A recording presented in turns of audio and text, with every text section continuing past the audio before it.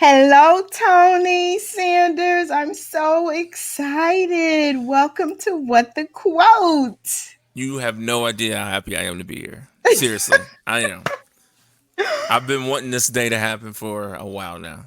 Listen, yes, you and me both. It's been a long time in the making. That's true. But we're So here now. we are, Yeah. and we were talking just before we got on. I'm like, oh my gosh, I'm so nervous. And you had to be the first person on this podcast because you are the reason why.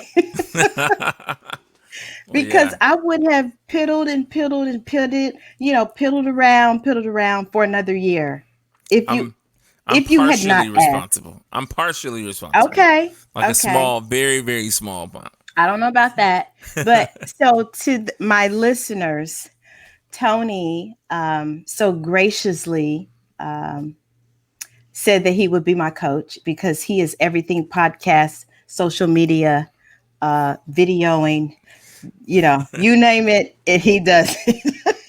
And so I was so excited that he was going to hold my hand through this process.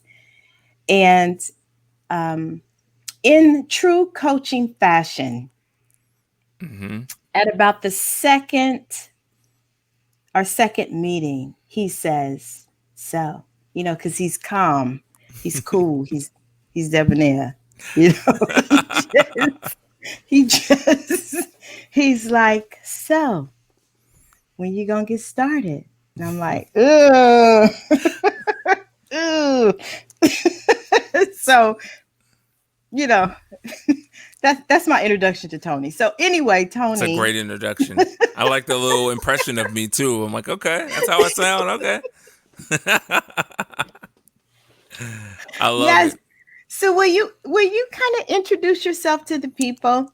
Yes. The short version is I'm a storyteller. I could tell you the entire story, but nobody wants to hear the entire story. I do. I Uh, do. I'm a storyteller, and basically what that means is I love and value communication with people and trying to find different ways to communicate, not for the sake of literary consumption necessarily, but for the sake of motivating or inspiring people into action. And so Yeah. that shows up in a way of coaching, like with Tawana.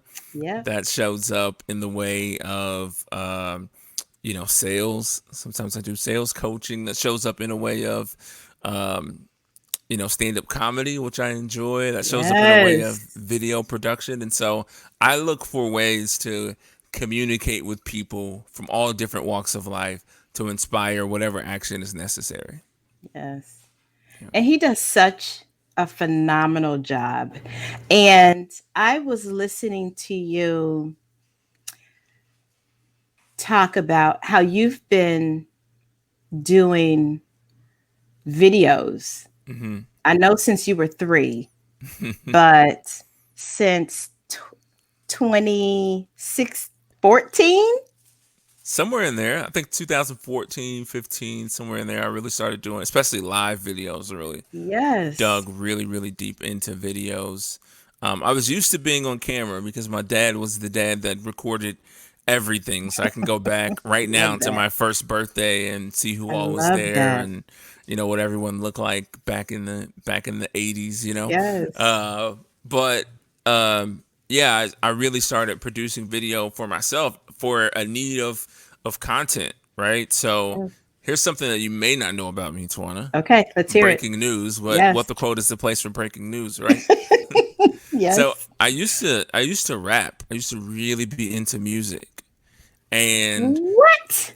yes, a lot. Like every day. Like I made a song a day every day for I don't even know how long. It was a part of like my regimen, right? I'd wake up, I'd go to work, I'd write songs in my head at work, I'd come home and I'd record them. That is And crazy. after it is, it is. But after a while, it got to the point where I couldn't I couldn't find producers that were producing as fast as I was making and writing songs. So I had to learn Wow. how to produce. And so I started to, produce my own music. And it wasn't great, but it was good enough to give me a platform to say what I felt like I needed to say. And that's kind of what happened with video production. I had all these thoughts and these ideas that I wanted to get out to the world. And, initially I started a blog, but video was a faster way for me to communicate, to get it out to people. And so when I started to do videos, I can pick up, my phone and just start Yes. talking.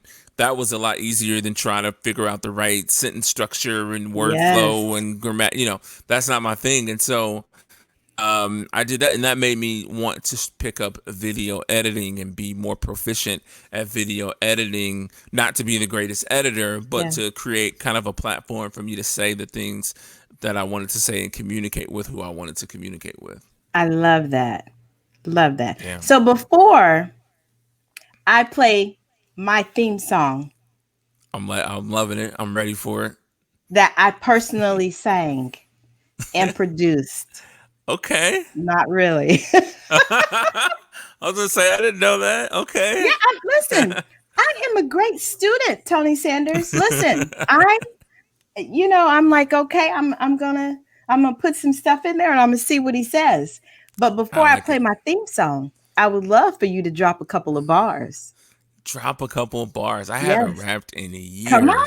years. This is I what we do on haven't. What the Quote. I haven't rapped in years. I was telling my kids like they listened to one of my songs before and they were like, "This is you?" And I'm like, "Yeah." Because I now love if I it. rap, it's like the worst dad rap ever. You know what I mean? Like it's the most simplistic. Like Because you don't sound like Jay-Z. I just rap car with bar. You know what I mean? Like Yes. those are the only things that I do rapping around the house now. But when they heard like some stuff that I actually put effort into, they were just like, Yes. "Whoa, this is." And my daughter was like, this isn't you. There's no way this is you. Rap it right now." And I was like, I don't even remember all those words. I wrote it, but I I don't even love remember the it. words. I had to listen to it a couple Yes. times. So yeah, I no, I love haven't it. rapped in years. It's one of I Okay. really believe it's one of those things that, like most things, like most skills, it gets dull the less Yeah. it's used. I get And when I that. was at my sharpest, lyrically, it Yes. was when I was writing something every single day. When I was at my best, at anything, it's because I was doing it every day. Video production, my best videos came in a time of my life where literally I had set out every day to shoot, Wow. produce, record something every single and post something every single day. And so like, that's a any skill you have to get better at it, you have to be continuously beating on your craft to make it something worth watching or worth listening to. So rap is not something that would be worth listening to me. From me right now, it wouldn't be worth listening to. But you know what? That is why you are the master because you do it every single day. I Yeah. think it's awesome. And it makes it easier to create when you live it. You know what I mean? Yes. I talk to people all the time and they always say like, "Well, I want to create content or I want to start a show, but I don't know what to say." Yeah. And it's like, well, if you just talk about your life and what you do every day, there's Yeah. probably a lot there to talk about. But people, they don't believe that that's enough or that people are going to be genuinely interested in it. But Yeah. that's just not the case. Listeners, do you see why he makes such a great coach? This is why. This is yet another reason why you need Tony Sanders as a coach. Okay, so listen. Are you Hmm. ready for my theme song? I'm ready. Okay, here we go. Get ready. I'm ready.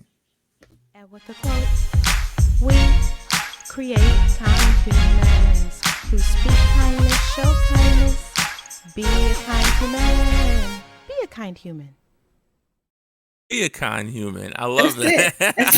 that. Be a kind human. I just love the idea and the free flowing of that. So I got to coach a little bit, right? I Absolutely. I would say that like your vocals need to be higher than the music bed because it's a little hard to make you out.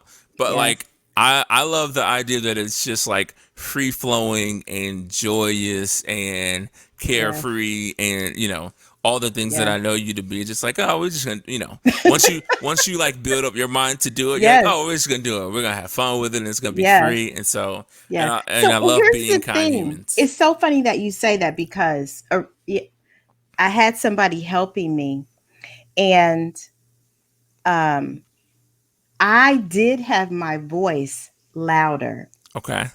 but when he gave it to me, he was like, "Hey, I made the music a little bit louder." So I was like, "Okay." So Yeah, we yes, just want to hear you a little bit yes, more. And it's absolutely. and it's not like, you didn't try to do like a 3-minute song. You know what I mean? It's real quick. You didn't go from entrepreneur to Mariah Carey. You were No, like, I'm just gonna do, you know what I mean? A it's real little, quick. yeah, I like it. It's over before you know it. Right. It's over before you just start listening, and then it's like, she's finished. Yep. Yes, I am finished. I am finished. Yes. So, Tony, before we start talking about your quote, Hmm. we have to dance for 30 seconds Let's do it. because I absolutely love to dance. So I'm going to set the timer. Okay. Here we go.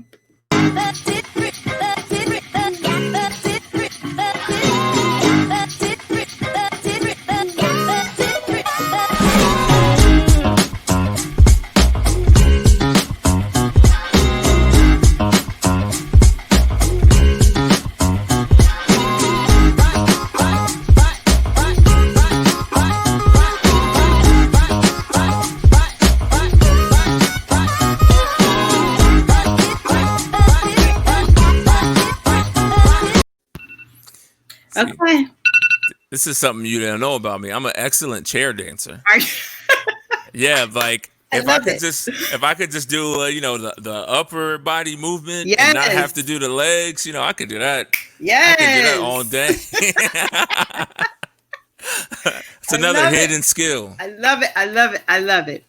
So I am so excited to have you on that you're my first person to interview because sorry, the timer's going off. See, this is live and in Memorex, what y'all getting right here.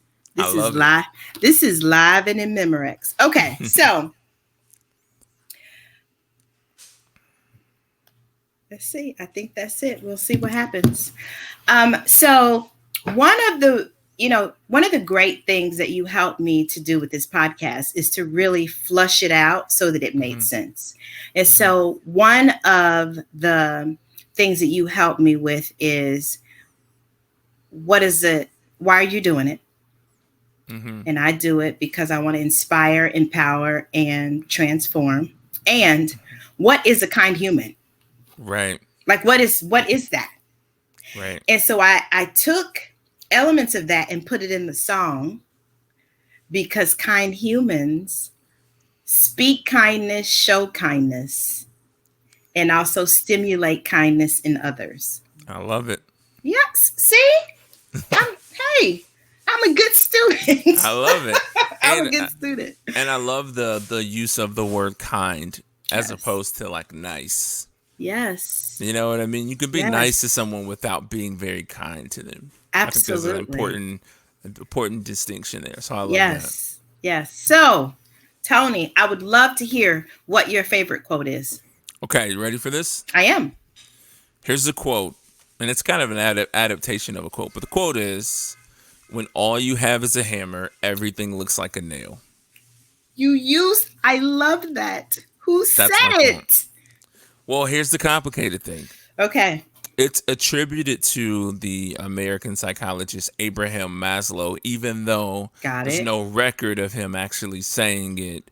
The quote, it's easy to see everything as a nail when all you have is a hammer. Yeah. Is generally attributed to Abraham Maslow. Okay. Got it. Yeah, Well, he's the master. So, he is. He is. A lot of Yeah. people know him for the Maslow hierarchy of Yes. needs. It's a main thing, but he also did a great study on cognitive bias, and that's where that quote stems from. It's Got cognitive it. bias research. Yeah.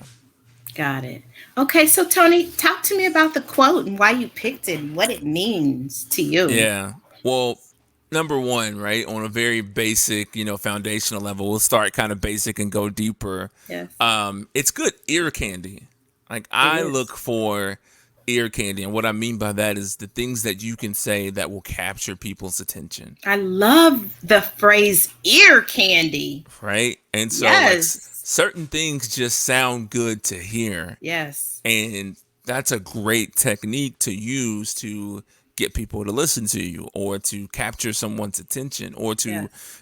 use it as a pattern interrupt in the mind of the individual in front of you. So on the basic level, like when you just hear it, even if you don't know what it means, it sounds good, It does. right?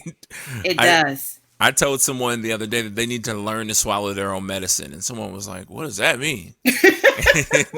But it captured their attention, right? It That's great. sounded good, and they're just like, "Okay, Yes. well, what does that mean?" So I love that idea of the quote because of how it sounds, the ear candy, Yeah. but also the idea of like awakening someone to their bias is huge, and it's Yes. never been more important than it is in our society today because Yes. we need to be able to be open to some of the things that we may be biased to, Yes. right? Which is a Yes. really, really difficult thing to do. Like I'm Yes. talking about this, but I still struggle with this to this day, and I have to Yes. stop sometime and say, okay, am I a hammer looking for a nail right now? Is that what I'm Oh doing? my gosh. And Yes. so I love it because it for me it's a constant reminder of checking your bias and making sure that you are being objective in your Yes. decision making. And especially for Yes. me, someone who I'm always live, I'm always online, like giving my opinions, sharing my thoughts on things, Yes. confabulating as I like to say it. When Love I'm it. doing that, I do hold myself to a standard of objectivity and truth. Yes. So when I research things and when I read things, I'm in search or pursuit of the truth.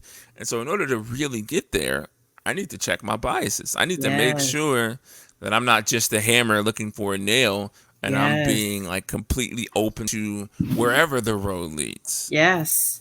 Yeah. That is such a great analogy. And it's so interesting because when I heard that, I went directly to get some more tools. Mm-hmm. Like a hammer is not going, you can't fix a toilet with a hammer. Right. That is not going to work. Right. And so you got to get some screwdriver. You got to get a screwdriver. You got to get all Yep. those other tools that I don't know Right. what they're used for. Yeah. And But that's an yeah, interesting thing too. And like and it's not to demonize the hammer either, yes, yes. right? Thank you for that. Yes, Because the hammer sometimes is the right tool, it right? is. Yes. And so in sales, people in sales always feel like they have great instincts, Hmm. right? And some sales coaches would say you need to get rid of your instincts and just ask great questions and do discovery and get to the bottom of things and da da da da. And that's true, right? You don't need to do those things. But in addition to that, like what I coach people to do instead, because it's hard to not follow your instincts or not follow your intuition. What I try to coach people to do instead is, okay, lean into your instincts, believe, Mm. but prove them, right? Prove them. Prove Okay, your so instincts. what does that mean? So if I have an idea about something or an instinct or an inclination that something may be true, then it's my job to go and seek out that thing to see if it's actually true.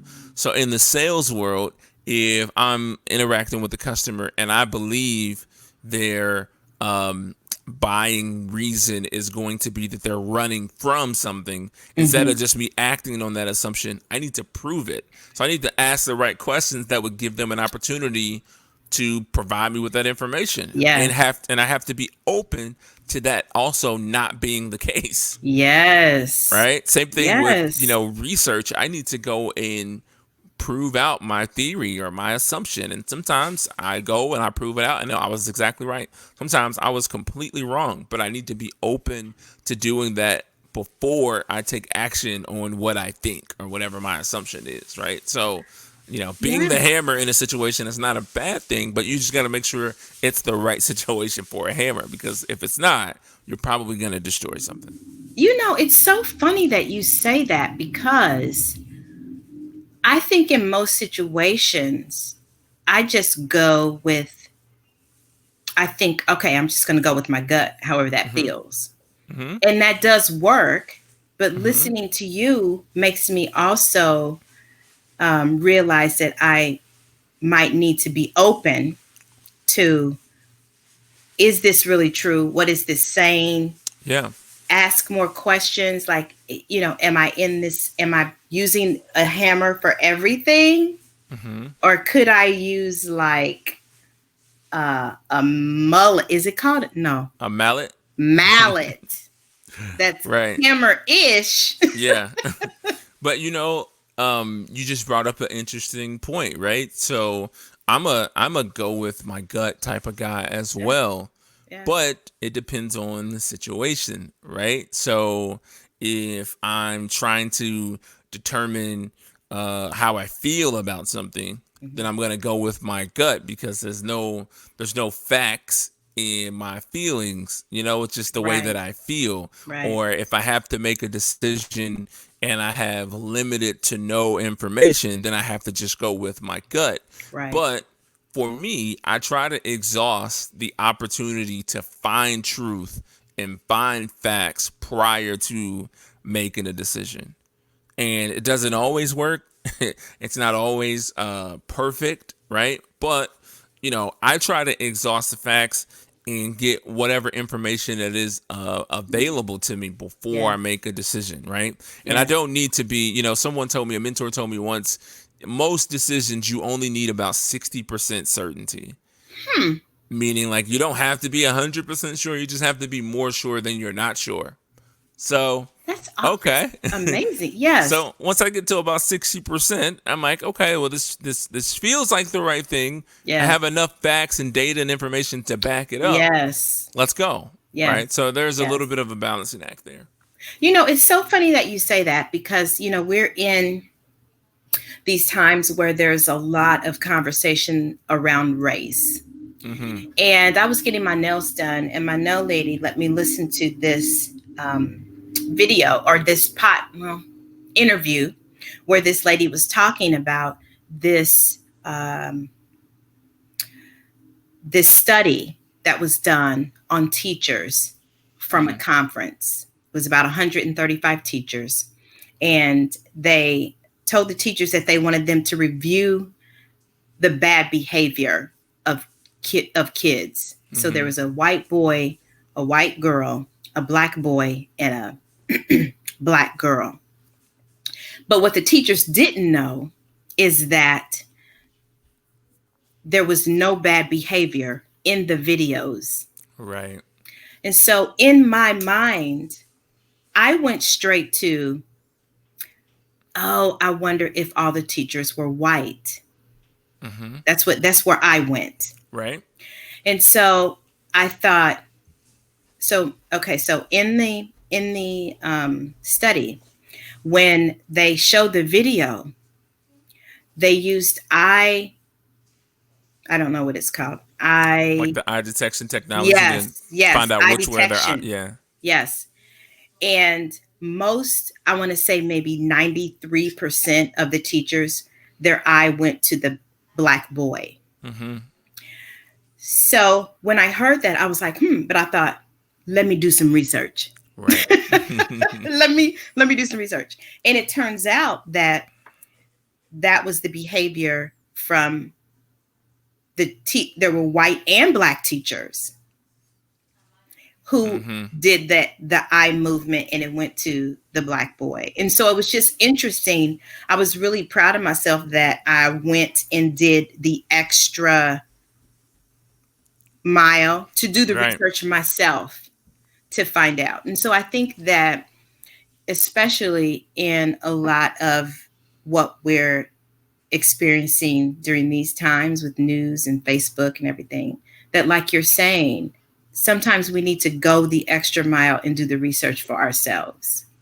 Yeah, and that's becoming increasingly difficult, right? Yes. Because, and I don't want to get like preachy, but Yeah. we live in a society where it's much easier to listen to rhetoric than it is to like talk about the facts or research the facts, right? Yes. So I talk to people all the time, and whether it's sports, whether it's politics, whether it's religion, right? People are always talking about what people are saying about the thing, but not actually reading the thing. Yes. Right? So people get all caught up about what this news station or that news station said about the bill, but nobody read the bill. Yes. Right? Yes. People will talk about, what Max Kellerman or Stephen A. Smith said about the game, but didn't watch the game. Yes. They'll talk about what this person said about the Bible or this person said about the Bible, Yes. but don't actually read the scriptures. Yes. And so, like, we always do ourselves an injustice if we don't take the extra mile to pursue the truth. Yes. Right? We always have, I feel strongly about an obligation to pursue the truth. That doesn't mean that you always get it right. That doesn't mean that you always find it, but you always put in an effort to try to pursue the truth. And maybe that's like an old school journalist mindset that I picked up somewhere along the way. But the facts are always the more compelling story. Yes. The facts are always the more entertaining aspect of anything, really, if you take time to just look at the facts. Now, there's always going to be people who pontificate about the facts. Yep. There are always people that can sway or try to manipulate the facts or theorize the facts, and well, this line really means this because if you put it in, there's always going to be that. But at least start at the same playing field of okay, we all know the facts now. Now let's pontificate. Now let's have a conversation. Now let's confabulate about it. But at least we all know the facts first. Yes. And even like you said, in a lot of what we hear that goes on in social media, in the news, what I find myself doing at times is just hitting the pause button, not responding, just giving it a little time. Yeah. Not being a part of the cancel culture. Right. And just really taking a breath and just, give it a minute. And in that minute, more information is able to come forth instead of just a knee-jerk reaction. And it goes back to, the quote, right? Yeah. So I always ask myself that question, am I a hammer looking for a nail right now? So sometimes I'll see the rhetoric and I know it's not true because I read the bill or I read the thing or whatever. Yeah. I had a debate with a family member about Colin Kaepernick's workout and why he didn't want to participate the way the NFL wanted him to participate. We're having this dialogue, and in the middle of it, I stopped and said, wait, did you read the contract? And they're like, no, and you didn't either. I was like, no, I did. I did, right? Yes. But sometimes I'll get into some of those, those debates, and I have to, I may type up a response, and I stop, and I say, wait a minute. Have I done the research? Wait a minute, is this my bias showing up? Am I just a hammer looking for a nail in the situation? Did I already believe something prior to this happening, and now I just looked for the information that would confirm what I already feel? Yes. And that's the part that runs deep that I think a lot of people don't understand. Yes. When you look at like a search engine like Yahoo or Bing or Google or even our voice searches, their job is to bring us information that's most likely to keep us on the platform. Yes. Well, that information may not be the true information. Yes. Right? And so they're going to show you what they think you want to see. But then it goes, well, how do they know that? Well, one, they see your search history. They know your cookie. But here's the biggest part. And what you search in the search bar normally shows your bias. Right? Yes. And so like if I wanted to prove that Tawana was wrong about something, what am I going to search? Was Tawana wrong about? You know what I mean? And so there's going to be millions of articles on both sides, but they're going to show me the ones that say Tawana wrong about X, because they want to show me information they think I want to hear, right? Yes. And so, someone had a search where they searched, is slavery still, slavery as bad as they say it is, or is racism still alive in America, whatever. What's going to take those keywords and, take out the articles, it's going to take those keywords and just show you that. Yes. And so like, sometimes you have to search for a source and read that source and not your opinion or your perceived opinion on that source. right? And Yes. so that's what I try to do all the time. If I want to know about, slavery or the Virginia slave codes, I'm Hmm. not going to ask how bad was slavery in Virginia. I'm going Right. to just search Virginia slave codes. And it's going to bring me up, then I'm going to fact check my source and make sure that I have a solid source. And then I'm going to read through what the actual document says from the 1600s. That is so informative, because hearing you say that makes me think about, am I, when, not am, when I type that bias in there, Hmm. because I'm trying to get more information for what I believe Yeah. instead of just getting the information. Right. It's a hammer looking for a nail. People believe Yes. like they'll read a CNN article or MSNBC or Fox News article and think that that was research. And it's like, well, no, they're bringing you, information from a secondary place. They're not the Yes. source of that information. One Yes. thing about the Yes. news is that they don't create news, they Right. deliver news. Yes. And so, like, if someone tells me what someone said, I want to see in today's time the video of what they said or the Yes. transcript of what they said. Yes. And then I can learn, like, what, all these other organizations, what their interpretation of what the transcript says or what the video showed. Yes. Then I could do that. But first, like, give me the raw data, the raw information, Yes. the actual facts, and then I could listen to your interpretation of those facts. That's very interesting.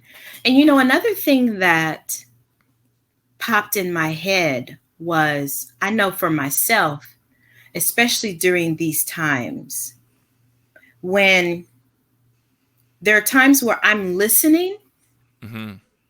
for a question or for a response, Mm-hmm. because I already know how I'm going to respond. Right. So that is me I'm a hammer looking for a nail. Absolutely. When what I could do is to lean in and ask more questions Mm-hmm. about why their question or why they're responding that way, instead of having what I believe is Yeah. the answer. Anytime I hear something that I don't agree with, right, when I'm looking on the internet, I see something that doesn't align with my truths or my Mhm. values or my morals, Mhm. I instantly become curious. Yes. Like, I instantly want to know why. I want to understand why you think the way that you think. I don't have to agree with it, but I Right. would like to understand why you take that position or why you have Yeah. that stance. And it could be for a number of reasons. I'm not even going to assume a reason, right? Right. If I can have a Right. dialect with someone, if I can actually talk to someone, have a dialogue with them, like, I just want to understand why, and not Yes. why so I can attack you. Like, I just want to Exactly. know. I just Yes. want to know why so that I understand. Yes. You know what I mean? Especially when I see things from people who, from my perspective, right? And that's the only perspective that I Yeah. possess. Yeah. Like, what you're doing doesn't even benefit you. So let me figure out, like, what it is Yes. that you believe you're getting out of this so that I can better understand at least that point of view. That's Yes. why I watch videos of, pundits that I don't agree with at all. Mhm. I just need that side. I need another perspective. I Yes. believe perspective is a gift. And Yes. anytime you can receive someone else's perspective, you Yes. grow 10 times taller. Like, I Yes. believe that. Yeah. And so, I try to go around and gain perspective when I don't understand things and try not to default into what's natural, which is like to defend myself and, like, these are my Yes. values and my principles and my morals, Yes. and this is the way I feel. And, I try to fight that as much as I can Yes. to get into a position of curiosity so I could hopefully open my mind up to different possibilities and different Yes. perspectives. That doesn't mean I'm going to adapt them. Doesn't mean I'm going to not adopt them. It just means that I'm going to at least get the information and then assess the data after that. Yes. I love, love, love that. Yeah. I love it because it's giving me another tool to use There you go. in my toolbox. Yeah. And so, at the end of these segments, we do something called the Coaching Corner. Okay. And that's where we give tips and tools of or learning aha moments that our listeners can take away with them. And so I would like for you, Coach Extraordinaire, to offer some takeaways for our listeners as it relates to the quote that you brought with you today. Yeah. So the coaching behind that quote, when all you have is a hammer, everything looks like a nail. Here's the coaching that I would give on that. Check your bias by being able to ask great questions. Specifically, questions of yourself. Questions that take you deeper to the root of the thoughts, feelings, and actions that surround you and consume you on a daily basis. Yes. Because that will help you start to unlock some of the mysteries of your life, right? Yes. When you're wondering why some of the same things are happening, or wondering why you keep having these tension moments or these pain points, be really masterful at asking yourself great questions, because that will start to unlock the stories we tell ourselves, right? Yes. That starts to unlock those stories, and we can start to get down to the root of things, because the root of things is the only way we can start to resolve problems. Yes. Because it all starts and ends with us. 100%. We can only control our own thoughts and behaviors. 100%. Yep. Mr. Sanders, it has been such a pleasure. I agree. Thanks for having me on your show. Oh my this was gosh. fun. Listen, tell the kind humans where they can connect with you. I'm at Tony R. Sanders literally everywhere. My website is TonyRSanders.com, Facebook.com/Tony. Like everywhere you want to find me, just search Tony R. Sanders. I'll be there. I love it. Thank you so much, Tony. This was a blast. We're going to lead out with my song. I'm going to redo it so you can hear my voice. I love it. I love it. But I want to thank you so much for spending some time with me today. It was certainly a pleasure. Likewise. Thank you.